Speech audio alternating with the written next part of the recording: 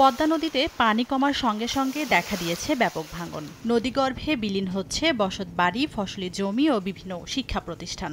ভাঙনের হুমকিতে ঘরবাড়ি ভেঙে অন্য জায়গায় নিয়ে যাচ্ছেন নদীপাড়ের বাসিন্দারা।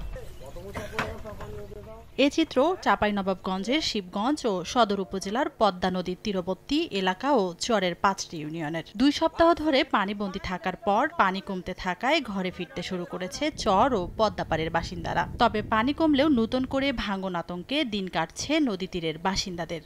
বন্যার পানি কমতে শুরু করেছে, এখন আবার নতুন করে একটা আতঙ্ক দেখা দিয়েছে, নদী ভাঙন রক্ষার জন্য স্থায়ী বাঁধ, এই স্থায়ী বাঁধ দ্রুত আমরা দাবি জানাচ্ছি। বসতি বাড়ি, জমি জামা সব নদীতে বিলীন হয়ে যাচ্ছে।